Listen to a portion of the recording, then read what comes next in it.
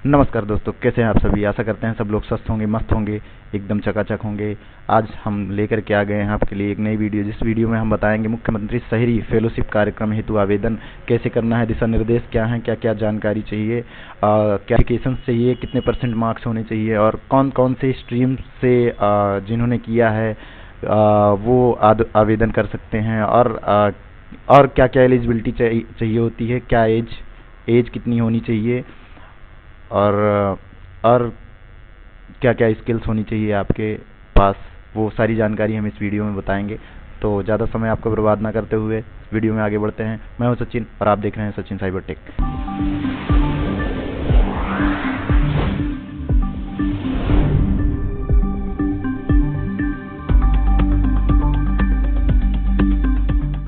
तो हम यहाँ आ जाते हैं मुख्यमंत्री शहरी फेलोशिप कार्यक्रम हेतु आवेदन के लिए दिशा निर्देश।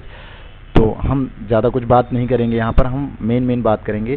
तो कुल मिलाकर बात यह है कि जो यहाँ पर बताया गया है कि जिन्होंने ये कुछ शहरी नियोजन, डिजाइन, विकास, वास्तुकला, आवास प्रबंधन, इंजीनियरिंग, भूगोल, पर्यावरण एवं जलवायु, स्वास्थ्य, स्वच्छता, पोषण, ऊर्जा और नवीकरणीय ऊर्जा, कौशल, उद्यमिता, विकास, विरासत, वास्तुकला, संरक्षण, पर्यटन और संस्कृति, data science, artificial intelligence, ITI और मशीन लर्निंग, डेटा गवर्नेंस, अर्थशास्त्र, बैंकिंग, वित्त और कर, राजस्व, सार्वजनिक नीति और इन सब्जेक्टों से अगर उन्होंने ग्रेजुएशन किया है तो वो आवेदन भर सकते हैं। और आगे बात करते हैं अगर पात्रता की, तो कम से कम आपका 60% स्नातक में होना चाहिए, मतलब आप ग्रेजुएशन कर चुके हों तभी आप भर पाएंगे।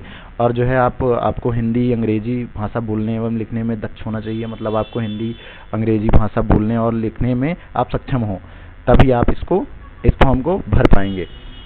और भरने के लिए आप इस वेबसाइट पर विजिट कर सकते हैं। मैं आगे बताऊंगा भी कि आप इस वेबसाइट से कैसे आप फॉर्म फिलअप कर पाएंगे। आप कैसे इस फॉर्म को फिलअप कर पाएंगे ये मैं बताऊंगा भी इसी वीडियो में, प्रयास करूंगा कि इसी वीडियो में बता पाऊं। और उसके बाद जो है हम आगे बढ़ेंगे। उसके बाद यहाँ पर बताया गया है आवेदन सूचीबद्ध किसी भी क्षेत्र में प्रासंगिक कार्य अनुभव फेलोशिप से संबंधित विषयगत क्षेत्रों में लेख, नीति पत्र, शोध पत्र, मूल्यांकन, परियोजनाओं और योजनाओं की निगरानी आदि का प्रकाशन साक्ष्य प्रस्तुत करना होगा। ठीक है, मतलब जो भी आप फॉर्म भरेंगे वो एकदम स्पष्ट रूप से होना चाहिए। और उम्मीदवार फील्ड वर्क में कार्य करने के लिए इच्छुक होना चाहिए और आवेदक के पास कंप्यूटर चलाने की स्किल होनी चाहिए। और अगर बात करें हम आयु सीमा की, तो आयु सीमा 40 वर्ष से ज़्यादा नहीं होनी चाहिए।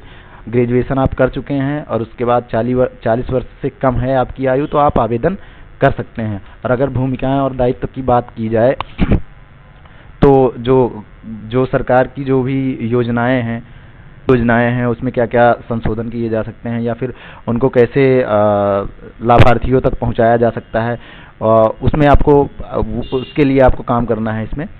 और आगे बढ़ते हैं। रिपोर्टिंग की अगर बात की जाए तो रिपोर्ट उपरोक्त के अलावा शोधकर्ताओं द्वारा संपादित की गई गतिविधियों के संबंध में निम्नलिखित रिपोर्ट प्रस्तुत की जाएगी। तो आपको इसमें जो है रिपोर्ट भी प्रस्तुत करना है, जिसमें मासिक प्रगति रिपोर्ट, जिसमें शोधकर्ता द्वारा नीति एवं योजना क्रियान्वयन में चुनौतियों तथा योजना के प्रति नागरिकों के दृष्टिकोण का उल्लेख किया जाएगा। और हर तीसरे महीने प्रगति रिपोर्ट एवं प्रस्तुति की समीक्षा नगर विकास विभाग के नोडल अधिकारी द्वारा की जाएगी। वार्षिक रिपोर्ट एवं प्रस्तुतिकरण, जिसके आधार पर शोधार्थी द्वारा किए गए कार्य का मूल्यांकन किया जाएगा और एकत्रित आंकड़ों का संकलन रिपोर्ट सहित प्रस्तुत किया जाएगा। और आपको त्रैमासिक रिपोर्ट संबंधित जिला अधिकारी के अनुमोदन के पश्चात अधिशासी अधिकारियों के माध्यम से निदेशक स्थानीय निकाय को प्रस्तुत किया जाएगा। फेलो का कार्य संतोषजनक नहीं पाए जाने पर शोधार्थियों को फेलोशिप कार्यक्रम से पृथक मुक्त कर दिया जाएगा। कुल मिला के बात अगर की जाए तो ये आपका एक तरीके से ये शोध का ही आपको यहाँ पर नगर में जा कर के शोध करना है प्रॉपरली कि क्या क्या चीज़ें इसमें संशोधन हो सकती हैं। वो शोध करके आपको एक रिपोर्ट तैयार करनी है और उस रिपोर्ट को तैयार करके आपको महीनवारी और तिमाही आपको सबमिट करना होगा, जिसको नोडल अधिकारी और अधिशासी अधिकारी लोग जिसकी समीक्षा करेंगे, और उसके बाद आपको अगर आपका संतोषजनक फेलोशिप कार्य नहीं पाया जाता है तो आपको यहाँ से मुक्त कर दिया जाएगा, मतलब निरस्त कर दिया जाएगा। और अगर मानदेय की बात की जाए तो फेलोशिप कार्यक्रम के तहत चयनित अभ्यर्थियों को लगभग 30,000 रुपये प्रति माह का भुगतान किया जाएगा, और निरीक्षण हेतु अभ्यर्थियों को 10,000 रुपये प्रति माह भुगतान किया जाएगा। मतलब कुल मिला के अगर बात की जाए तो 40,000 रुपये आपका पर महीने भुगतान आपको मिलेगा, मतलब ये आपका मानदेय होगा। और उसके बाद 15,000 रुपये की एक मुश्त राशि, मतलब 15,000 रुपये आपको दिए जाएंगे टैबलेट खरीदने के लिए। और उसके बाद संबद्धता की अवधि और वार्षिक प्रदर्शन मूल्यांकन की अगर बात की जाए तो ये फेलोशिप कार्यक्रम की नियुक्ति की तिथि से 1 वर्ष तक वैध होगी। विभाग की अनुशंसा एवं आवश्यकता को देखते हुए शोधार्थियों के उत्कृष्ट कार्य के आधार पर सक्षम प्राधिकारी के अनुमोदन के पश्चात फेलोशिप की अवधि 1 वर्ष के लिए बढ़ाया जा सकता है। मतलब अगर आप बढ़िया काम कर रहे हैं तो हो सकता है कि आपकी फेलोशिप कार्यक्रम 1 वर्ष के लिए बढ़ा दिया जाए। और अगर अवकाश की बात की जाए तो टोटल अवकाश में जो है 12 दिन की होगी, और वो भी आपको अधिशासी अधिकारी या जिलाधिकारी से प्राप्त करनी होगी। ठीक है, उनकी अनुमति से ही प्राप्त करनी होगी। चयन प्रक्रिया की बात की जाए तो आवेदन जो है आपका www.anyurban.upsdc.gov.in पर आवेदन किए जाएंगे, जिसमें आपको 300 से 500 शब्दों में उद्देश्य विवरण अपलोड करना होगा। वो मैं आगे चल के बताऊंगा भी आपको कि क्या कैसे करना है। और अगर परीक्षण की बात की जाए तो परीक्षण के पश्चात अस्पष्ट, मतलब जो भी आवेदन स्पष्ट नहीं रहेंगे उसको निरस्त कर दिया जाएगा। डुप्लीकेट नियंत्रण, मतलब एक ईमेल आईडी और फ़ोन नंबर और नाम पुनरावृत्ति एक रूप की स्थिति में, मतलब कुल मिला के बात यह है कि एक आदमी जो है एक ही आवेदन भर सकेगा। अभ्यर्थियों की पात्रता वही आपका 60% कम से कम अंक प्राप्त होने चाहिए। आयु मानदंड 40 वर्ष से कम होनी चाहिए। और जिन आवेदकों ने 300 से 500 शब्दों का उद्देश्य विवरण अपलोड नहीं किया है उनका आवेदन अस्वीकार कर दिया जाएगा। आवेदनों का मूल्यांकन जो है कमेटी द्वारा निम्नलिखित मानदंडों के आधार पर आवेदनों का मूल्यांकन किया जाएगा। वस्तुनिष्ठ स्कोरिंग लगभग 50 अंक का रहेगा, और आवेदकों का वस्तुनिष्ठ स्कोरिंग स्क्रीनिंग कमेटी द्वारा निम्नलिखित मानदंडों के अनुसार की जाएगी।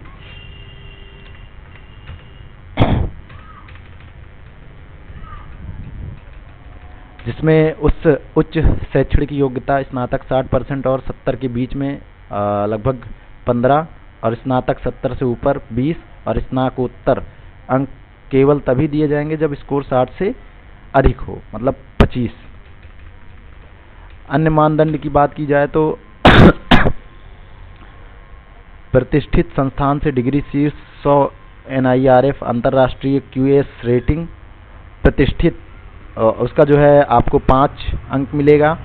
और जो है QS प्रतिष्ठित राष्ट्रीय अंतर्राष्ट्रीय प्रकाशनों में प्रकाशित शोध कार्य लेख DOI पंजीकृत और सेज स्प्रिंगर एल्सेवर द्वारा प्रकाशित का 5 अंक मिलेगा आपको। राष्ट्रीय अंतर्राष्ट्रीय संस्थान द्वारा पुरस्कृत मंच 5 गोल्ड 3 सिल्वर 2 ब्रॉन्ज, और खेल राष्ट्रीय राज्य स्तर पदक विजेता कोई अन्य विशिष्ट उपलब्धि विश्वविद्यालय स्नातक शैक्षणिक योग्यता 5 गोल्ड 3 सिल्वर 2 ब्रॉन्ज, ये भी मिलेगा। उपयुक्त IT कौशल में भी आपको जो है कुछ अंक प्रदान किए जाएंगे, जैसे MS ऑफिस डेटा सॉफ्टवेयर में निपुणता, CCC प्रमाणन के लिए लगभग 2 अंक, और अगर GIS और स्थानिक मानचित्रण में निपुणता का प्रमाणन है तो उसका भी 3 अंक जोड़ा जाएगा। कुल मिला के 50 अंक का होगा।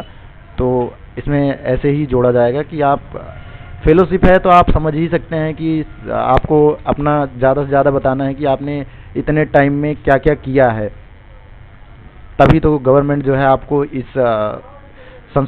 शोधन के लिए नियुक्त करेगी। और व्यक्तिगत साक्षात्कार लगभग 25 अंक का होगा। उम्मीदवारों को साक्षात्कार के समय आवेदन पत्र के साथ संलग्न सभी दस्तावेजों की मूल और स्वसत्यापित प्रतियां प्रस्तुत करनी होगी। कार्यक्रम की अगर बात की जाए तो फेलोशिप कार्यक्रम के तहत चयनित उम्मीदवारों को 2 सप्ताह तक प्रशिक्षण दिया जाएगा। कुल मिला के बात यह है कि आपको 2 सप्ताह तक प्रशिक्षण दिया जाएगा। और अध्ययन केंद्र होगा IRCUES लखनऊ द्वारा दिया जाएगा। प्रशिक्षण में ITI और IIM जैसे विशिष्ट संस्थानों के विशेषज्ञों के व्याख्यान भी आयोजित किए जाएंगे। अन्य महत्वपूर्ण शर्तें क्या हैं? मुख्यमंत्री फेलोशिप कार्यक्रम एक पूर्णकालिक कार्यक्रम है, अतः चयनित अभ्यर्थियों को फेलोशिप कार्यक्रम की अवधि के दौरान कोई अन्य रोजगार, असाइनमेंट और अन्य पूर्णकालिक अध्ययन कार्य करने की अनुमति नहीं दी जाएगी। और जो है बात करें निदेशक स्थानीय निकाय, उत्तर प्रदेश सरकार के CM फेलोशिप को 100 नगरीय निकायों में से किसी भी निकाय में स्थानांतरित किया जा सकता है। और ये जो है फेलोशिप कार्यक्रम किसी रोजगार की या स्थायी सेवा की गारंटी नहीं देता है। और बात करें कि प्रत्येक चयनित शोधार्थी के लिए कार्यालयीन समय उस कार्यालय के अन्य कर्मचारियों की भांति होगी। शोधार्थियों को आवश्यकतानुसार अतिरिक्त घंटे काम करने और यात्रा करने की आवश्यकता हो सकती है। फेलोशिप कार्यक्रम में संबंधित होने के समय फेलो को एक मेडिकल फिटनेस प्रमाण पत्र प्रस्तुत करना होगा। चयन पश्चात पुलिस वेरिफिकेशन कराया जाएगा। फेलोशिप की अवधि के दौरान शोधार्थी को आवंटित नगरीय निकाय पर ही निवासरत रहना होगा। शोधार्थी को नियुक्ति पत्र प्रदान किए जाने के 15 कार्य दिवस के अंदर संबंधित कार्यालय में कार्य ग्रहण करना अनिवार्य होगा। निर्धारित समय अवधि में कार्य ग्रहण न करने की स्थिति में अभ्यर्थी का चयन रद्द कर दिया जाएगा। फेलोशिप की अवधि के दौरान शोधार्थी को किसी भी राजनीतिक आंदोलन में भाग लेने की अनुमति नहीं दी जाएगी। और प्रबंधन की अगर बात करें तो फेलोशिप कार्यक्रम का क्रियान्वयन एवं प्रबंधन नगर विकास विभाग द्वारा किया जाएगा। शोधार्थियों के चयन में IIM, ICUES, AKTU, NITI Aayog और NIUA जैसे विशिष्ट संस्थानों का सहयोग प्राप्त किया जा सकता है। उद्देश्य विवरण लिखने हेतु मार्गदर्शन, परिचय। कुल मिला के अगर वहाँ पर जैसे ऊपर हमने बात की थी कि 300 और 500 शब्दों में आपका जो है उद्देश्य कैसे बताना है, तो सबसे पहले बात आती है का में आपका परिचय देना है। आपका अपना नाम, वर्तमान पद और शैक्षणिक पृष्ठभूमि का उल्लेख करते हुए अपना संक्षेप में परिचय देना है। और कार्य अनुभव भी बताना है आपको अगर हो तो कोई। और शैक्षिक और व्यावसायिक यदि कोई हो तो पृष्ठभूमि उसका भी दे देना है आपको। अपनी डिग्री, संस्थान और प्राप्त किसी सम्मान या पुरस्कार का उल्लेख करते हुए आपको शैक्षणिक पृष्ठभूमि में उल्लिखित करना है। जिम्मेदारियों और उपलब्धियों का उल्लेख करते हुए अपने प्रासंगिक कार्य अनुभव का विवरण दे सकते हैं आप। जैसे जो भी यहाँ पर जो भी जिम्मेदारियाँ, जो भी भूमिकाएं दी गई हैं उनका उल्लेख करते हुए आप जो है बता सकते हैं। और उसके बाद इसमें तकनीकी, सॉफ्ट स्किल और उद्योग विशिष्ट अनुभव शामिल किए जा सकते हैं। मतलब आप अगर आपके पास कोई सॉफ्ट स्किल या तकनीकी कौशल या उद्योग विशिष्ट अनुभव हो तो आप उसको यहाँ पर शामिल कर सकते हैं। और अगर प्रेरणा की बात की जाए तो इस फेलोशिप कार्यक्रम में शामिल होने हेतु आप क्यों प्रेरित हुए, ये भी आपको बताना पड़ेगा कि आप प्रेरित क्यों हुए। आपको क्या चीज़ें इसमें से रुचिकर लगी जिसकी वजह से आपके मन में ये बात आई कि मुझे ये फेलोशिप के लिए आवेदन करना चाहिए।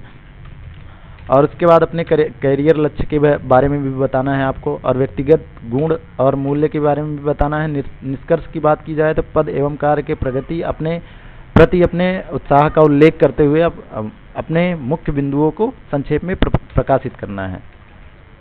तो ये रही आज की वीडियो जिसमें हमने बताया कि जो है CM फेलोशिप के लिए क्या क्या चीज़ें चाहिए होती है। आशा करते हैं आपको वीडियो पसंद आया होगा। अगर वीडियो पसंद आई है तो लाइक, शेयर, सब्सक्राइब जरूर कीजिए। मैं इसकी अगली वीडियो जो डालूंगा उसमें मैं आपको बताऊंगा कि आवेदन कैसे भरना है। संक्षेप में बिल्कुल एकदम क्लियर विजन के साथ में बताऊंगा। तो मिलते हैं नेक्स्ट वीडियो में। मैं जय हिंद, जय भारत।